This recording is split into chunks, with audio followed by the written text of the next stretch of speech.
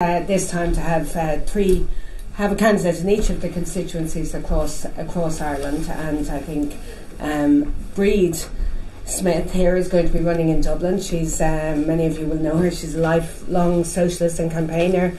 I mean, most recently on climate, but very well known for her work on repeal and reproductive rights for women, as well as pension justice and workers' rights. She's campaigned for many years on these. She was elected first in 2009 as a councillor, and then in 2016.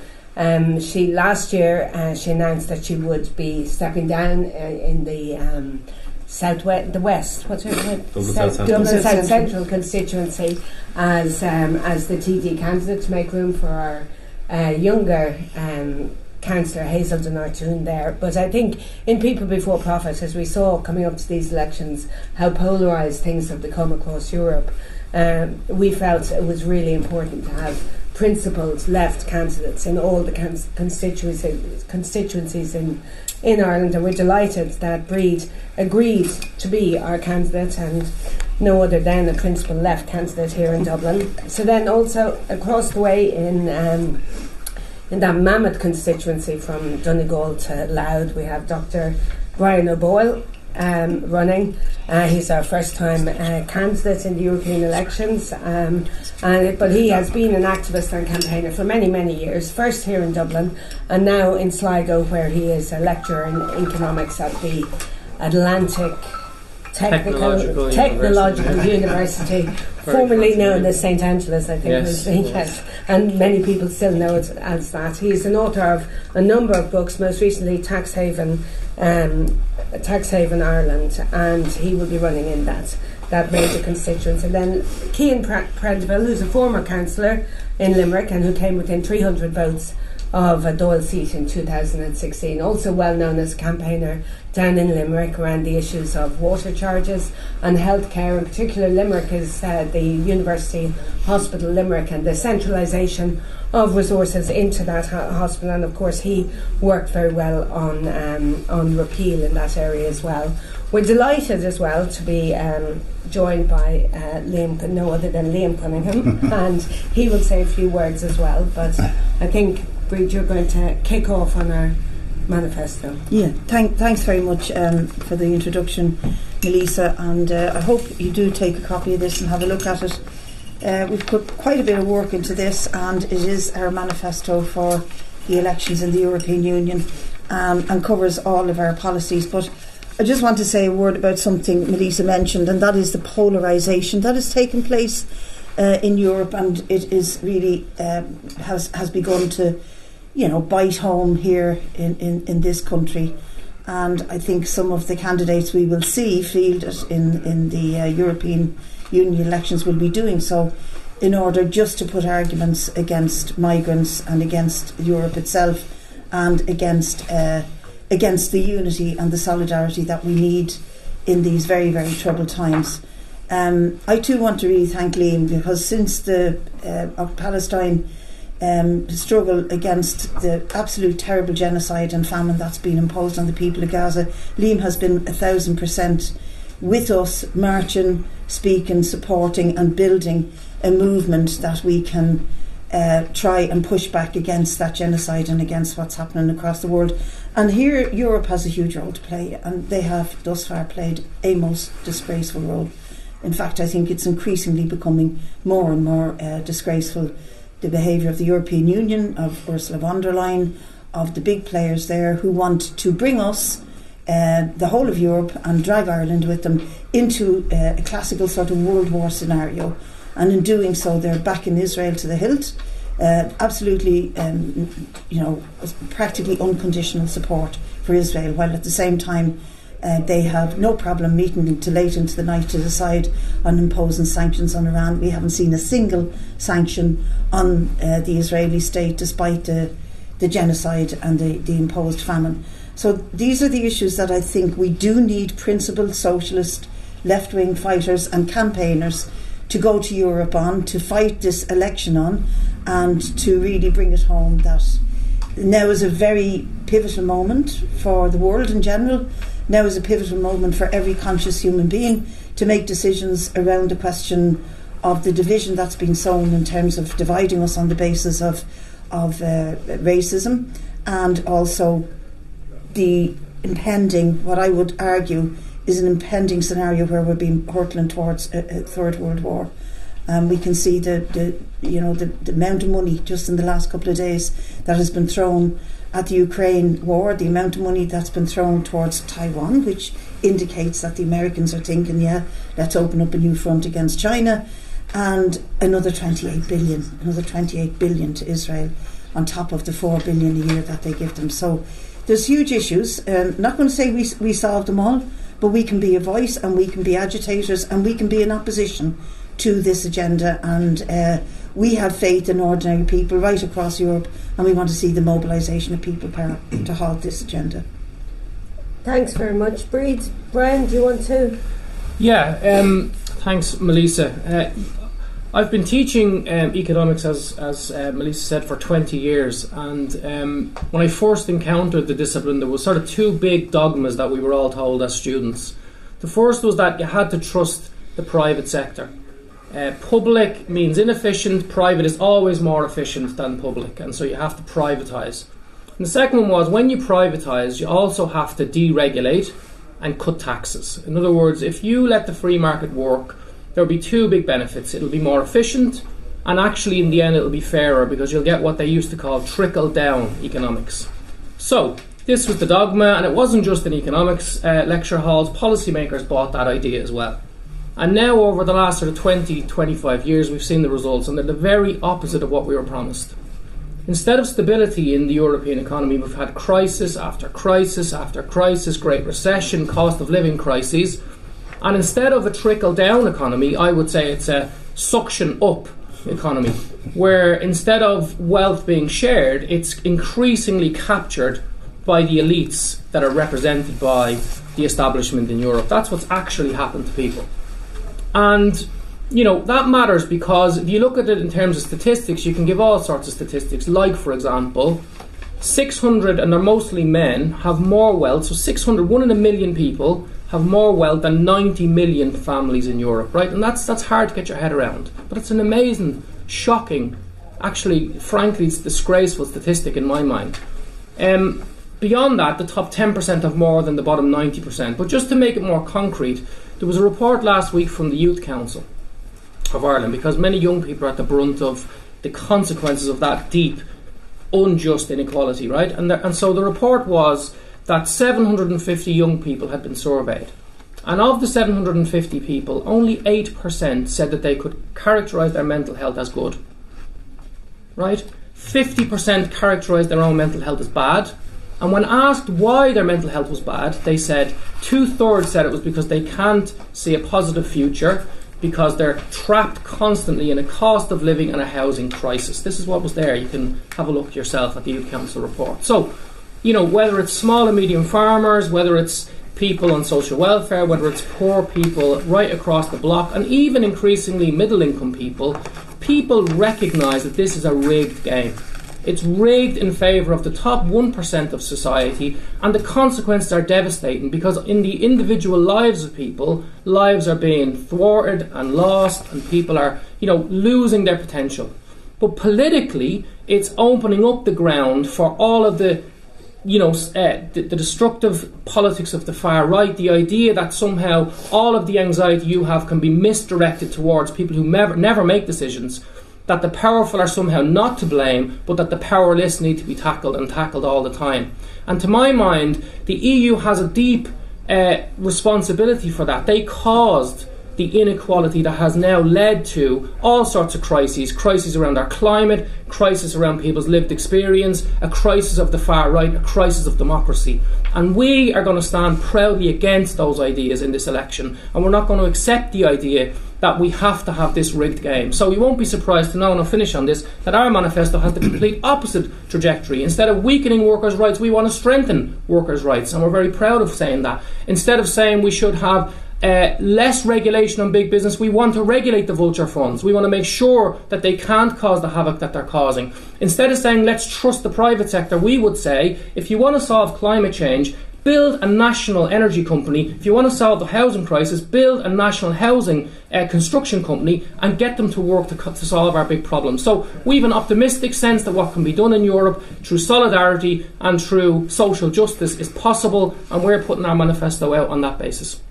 Thanks very much, Brian. Keane? Yeah, so I'm going to speak to three aspects of our manifesto in terms of Palestine, militarization and Fortress Europe. I'm trying to give an example of what we mean when we say a Europe. We stand for a Europe for people, not profit. What would a socialist Europe, how would it be different? So first of all, on the issue of Palestine, I think what we're seeing now is a genocide in Gaza, and the reality is that the EU is on the wrong side of that. In Ireland and in Europe, people like to think and talk as if the EU is somehow the progressive one compared to the US. And that actually it's just the US that is funding and arming Israel. About 1/3 of all weapons that were sold to Israel last year were sold to them by EU countries. The EU is arming this genocide that is taking place. In fact, in terms of trade relations, the EU is Israel's number one trading bloc. We are more significant, more important to Israel economically than the US in that way.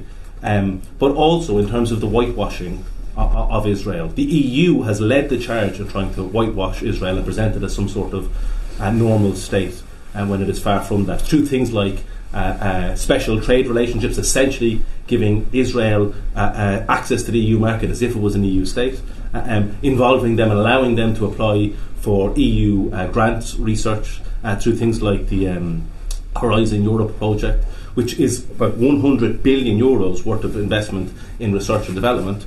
Technically, it's not meant to be spent on military research, but since 2007, they've included the option of what they call security funding as part of that, which has seen EU money being used to fund Israeli military companies in developing the Pegasus security or phone hacking software, which has been used. EU funding went to supporting the development of the Pegasus phone hacking software, which is being used to hack the phones of journalists, European Union journalists, as well. So that EU money is going to that. EU money has also gone to funding the development of Israeli military companies developing the drones, which we are now seeing being used to devastating effect against the people in Gaza. So part one of what we're saying, or one part of what we're saying in terms of this, is that we will be pushing in the European Parliament to end that, to end that special treatment of Israel, to end those sales of weapons and cut them out from all of those deals, as well as was mentioned, opposing von der Leyen's campaign to be reappointed European President. Secondly, on a similar thing is the militarisation of the EU, which I think we're seeing gathering a pace now. Similarly, people in Ireland and Europe like to think that the military-industrial complex is something that happens in the US, but actually the military-industrial complex is very much real in the EU. The European armaments spending last year, military spending, was €250 billion. EU states spent €250 billion on weapons last year. That is insane. Just like sometimes million, billion, trillion gets confusing. How much are we talking? Just to put an example on that, 1 million seconds ago was about 12 days ago. Simon Harris was coming to the end of his first week as Taoiseach. 1 billion seconds ago was about 32 years ago. Simon Harris was coming to the end of junior infants. 1 trillion seconds ago was about 30,000 years ago. We were coming to the end of the Ice Age. Agriculture had not been invented. We didn't have settlements. It was 20,000 years before humans were settled on the island of Ireland. Ireland wasn't even an island at that stage. So when you're talking about €250 billion being spent on weapons, these are eye-watering amounts of money being spent by the EU as part of this military-industrial complex, and it's growing. The push towards for Ireland to join NATO, the push for more EU states to join NATO, the push towards PESCO and EU army, all of that is part of this pushing for militarisation. So, yeah, in the European Parliament we will be fighting to defend neutrality, to oppose the EU developing its military project, and to demand that we should be spending that money on healthcare and not warfare. We should be building homes, not bombing homes. And finally, on Fortress Europe, again, I think another example of where the EU is more like Trumpian vision of the world than we care to admit. So Trump talks about and wanted to build a wall and lock children in cages. The EU is doing those things. The EU now is proposing to detain refugee children, refusing to allow them out to school or anything like that. They have built fences, but also have built a watery grave in the form of the Mediterranean. In the last 10 years, 30,000 people have lost their lives on coffin ships trying to get into the EU through the Mediterranean. That's almost as many people as have died in the war in Gaza. These are massive numbers of people, and those who have tried to rescue drowning refugees have faced criminal charges. One in my constituency, Sean Binder, a man from Kerry who went over and tried to rescue drowning individuals in Greece, faces legal charges and is up on trial for that. That is how brutal the EU's brutal reality of Fortress Europe. And what we're seeing there is the same as Trump tries to do. Billionaire elite trying to blame refugees for the crises they created. That's exactly what the EU is trying to do. For the housing crisis, the health crisis that their austerity policies have created, now they're trying to blame refugees for those. So we will be rejecting that divide and rule approach. That attempt by the corporate elite and their far-right friends to divide workers and have us pitted against each other, and instead we will be fighting to build strong fighting trade unions, active mass movements of working class people for housing, for healthcare, to demand jobs, homes and decent standard of living for all workers. Thanks very much, and thanks to all three of our candidates. And now I'm delighted to introduce Liam Cunningham, who will say a few words, and thanks very much for joining us here today. No problem.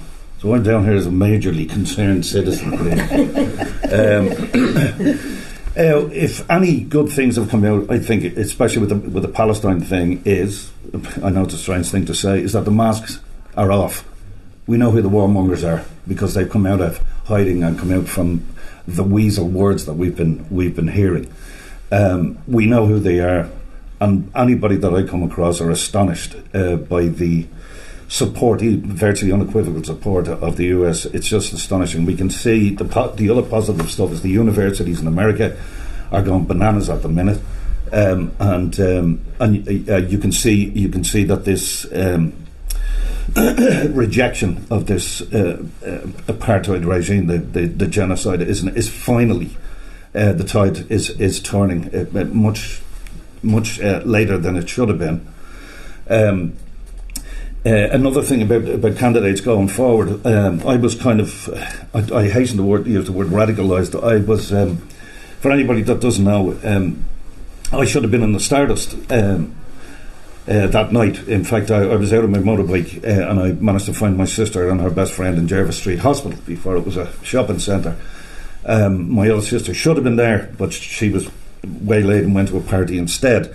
And I witnessed the kind of abandonment by the state, of which they apologised for yesterday, of these unfortunate people. I felt a little bit guilty about, or would have felt guilty if I'd have gone and joined that. I thought it was much more important that the mothers, brothers, daughters and sisters take centre stage on that, and I didn't want to be a distraction from that, which is why I didn't do it, but I have talked about it in the past.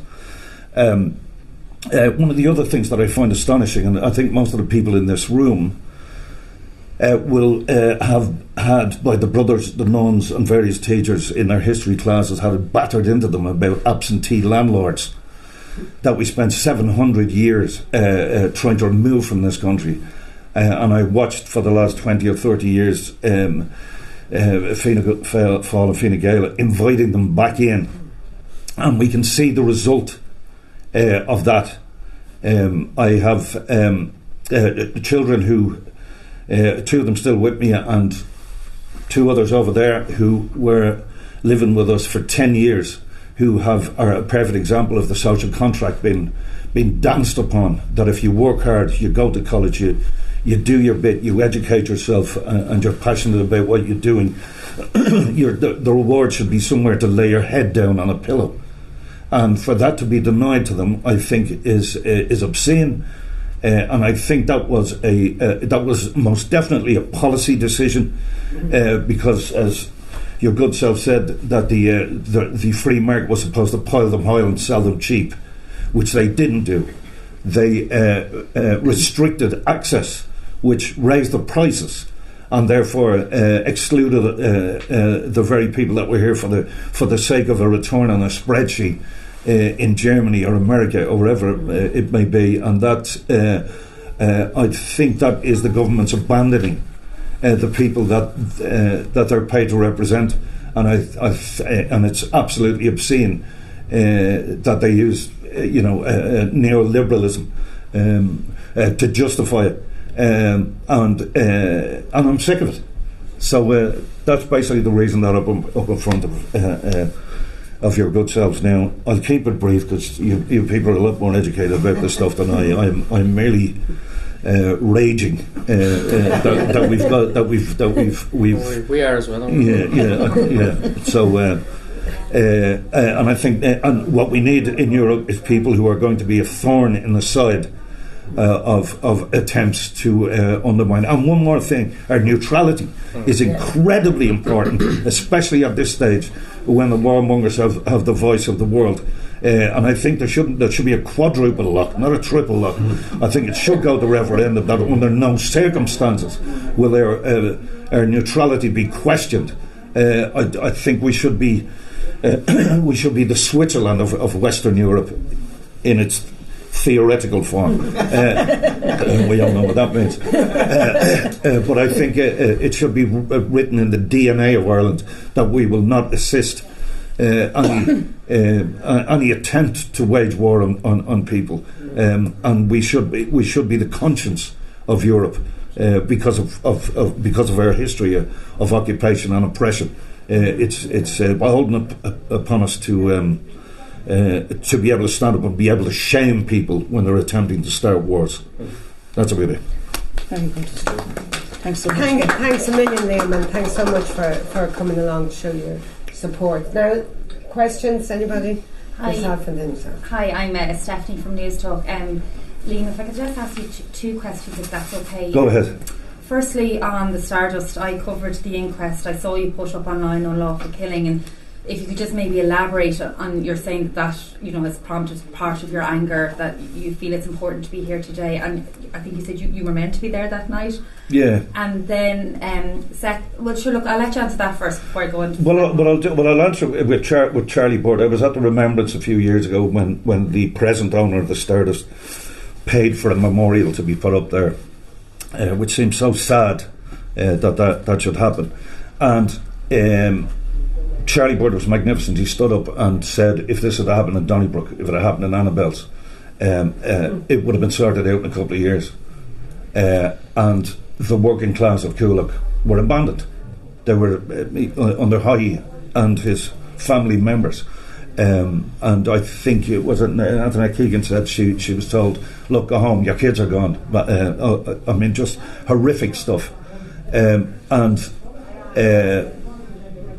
it's appalling that the people that were supposed to represent us essentially abandoned for 43 years, abandoned, and that's I think that, and I was about 1920 at the time. That's the first time I thought about them and us.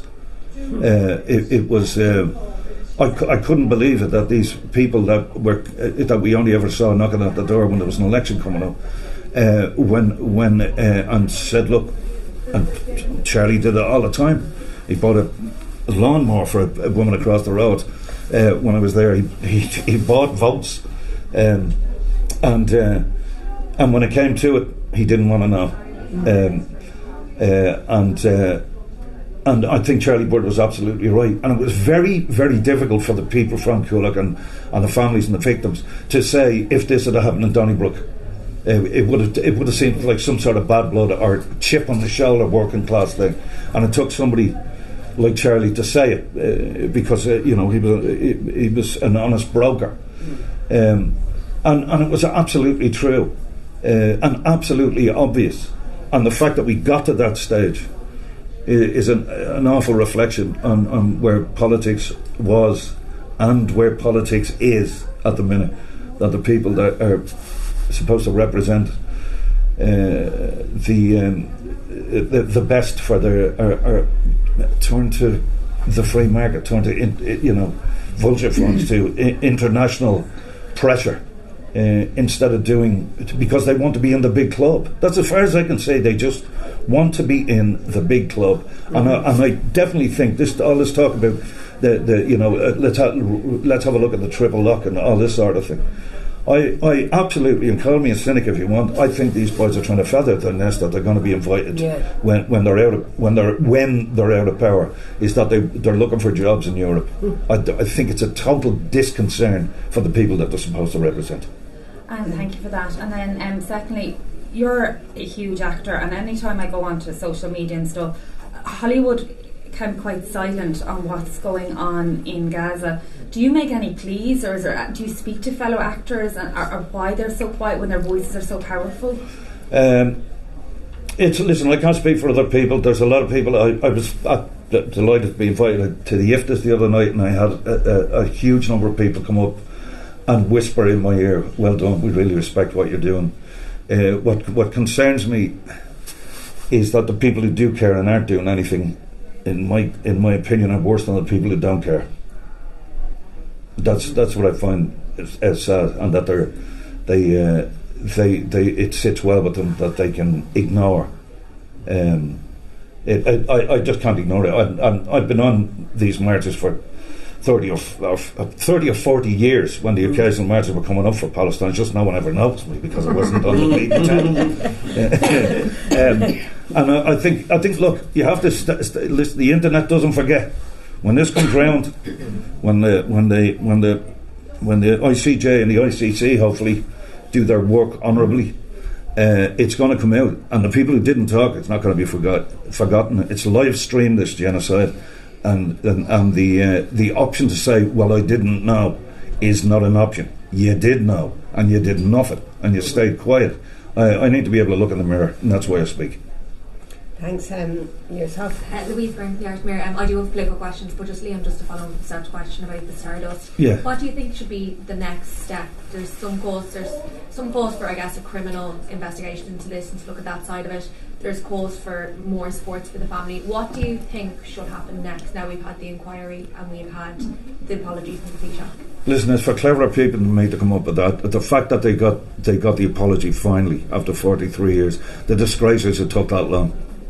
That's the absolute disgrace. I can understand that you have to get through and find out what the problem is and all that sort of stuff.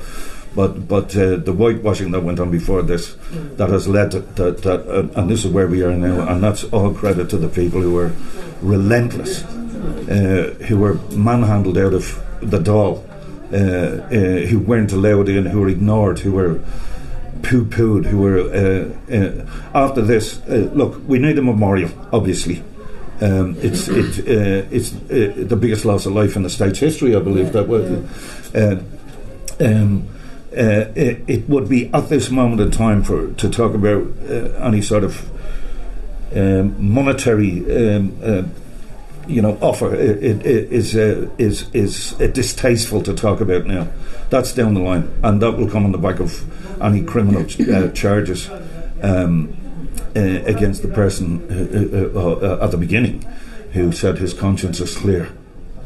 And just on the elections, Bree, can I just ask you, if you did get elected, or either of your colleagues here got elected, what, I'm guessing you're not going to be in the EPP or ALDE, what grouping would you put yourself in? And then for Brian and Cian, if either of you are elected, can you rule out now a run for the Dáil and co-opting someone else into your European seat?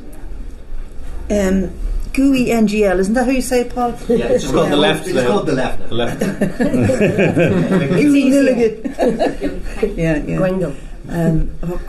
That was the question. That was the question. Yeah, okay. And then And for then the two for the gentlemen. other two, Brian. I have no intention of running for the Dáil. If I get elected to the European Parliament, that'll be I'll serve the full term and try to use it as a platform to build the movements. When I was a councillor, I used the platform of the council to build the fight against the water charges. As an MEP, I would use that platform similarly to build mass movements in the communities. I won't be disappearing off to Brussels. I'd be building campaigns to reopen the small A&Es that have been shut in the Midwest and on those other issues, but I wouldn't be standing for I mean it with no offence, but you don't really do that in Brussels. Is that not more of a Dáil? Well, exactly. That's my point. Is that when I was on the council, water charges, in a sense, that's a Dáil issue. But we used our position on the council to build a mass movement on the water charges. We fought and we won on that. And in the same way, for us, we see these positions as being flat platforms to build mass people power movements and to support those campaigns. I think that's how real change is delivered. Of course, we'll also be fighting tooth and nail on every policy a proposal that comes before the European Parliament, trying to hold von der Leyen to account and the EPP and ALDE, Renew Europe and all, to account for their brutal policies. But I will not be disappearing into the corridors of Brussels. I will continue to be active on the streets of Ireland South. You have to go to Brussels sometime. I'll have to go to Very good beer. And are you staying for a 5-year term in Brussels, or are you going to... Yeah, I mean, the situation that we are is that we have a very good councillor locally in Sligo who is selected to run for the Dáil in the next general election, and I'm very happy for that to be the situation. So if I was elected, yes, 5-year term and all that, but yeah. Thank you. Sure. Anyone else yourself? Yeah, I've read the manifesto like you asked us to. Speed reader. This European Union stuff sounds like a terrible bit of business. Can you talk to me a bit more about what being an EU critical party is while rejecting the Tory Brexit option? Was that for Breeze or for Yeah, Breeze. I don't mind.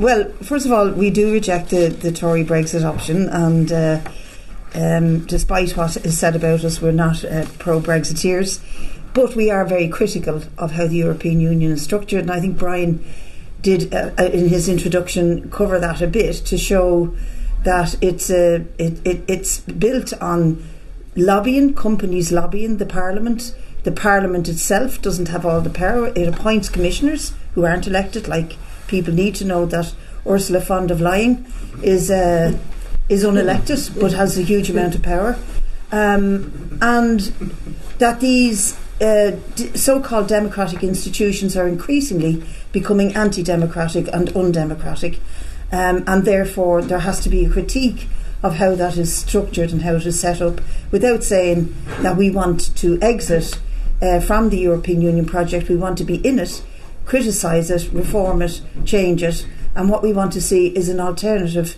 European Union, one that stands for people and not for profit, that stands for peace and not for war. Either of the other on that? Yeah, I think it's important to distinguish, because obviously one narrative in the world now is that what you need to do is put, quote unquote, your own first, nation first, stronger, higher borders, block people out. And it's all geared around a sort of a divisiveness and basically ultimately a racist set of policies. We're always and have been internationalists, and so we're trying to stake a clear position that says we see the solution to problems as international solutions. But at the moment, the international organisations are set up for the rich, and they're rigged against ordinary people. So you have how do you actually navigate that then? And the best way we can see is to be inside, but arguing strongly that the current setup is not possible in terms of solving problems for ordinary people. So that's what it means to be EU critical. Do you want the last word on that? I think no.